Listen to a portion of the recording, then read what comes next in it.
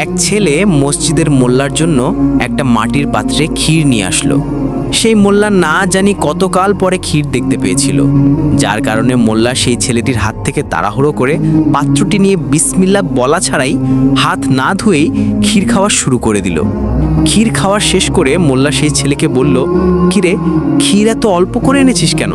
একটু বেশি করে আনতে পারলি না?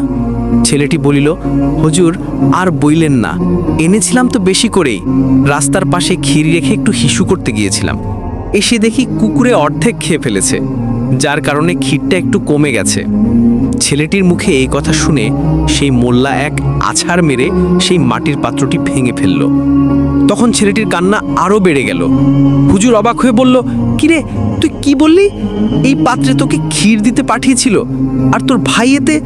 ছেলেটি চোখ মুছতে মুছতে বলল, হুজুর হ্যাঁ, এই পাত্রটাই ছিল আমাদের একমাত্র বড় হাঁড়ি।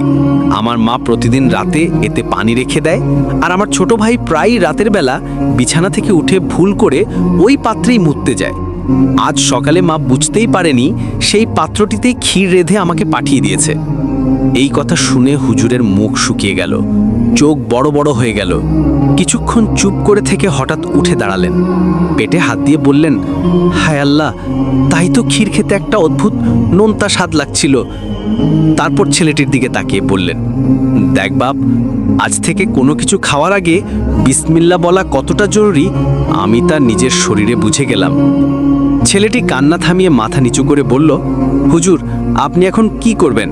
হুজুর দীর্ঘশ্বাস ফেলে বললেন, এখন করব কি, পাপ তো হজম হয়েই গেল।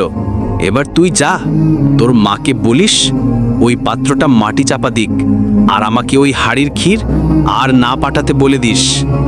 গল্পের শেষে বর্ণনাকারীর মন্তব্য, যে কাজই করি না কেন আগে বিসমিল্লাহ বলি, তা না হলে কখন যে মিষ্টির মধ্যে নোংরা মিশে যায় বোঝাই যায় না।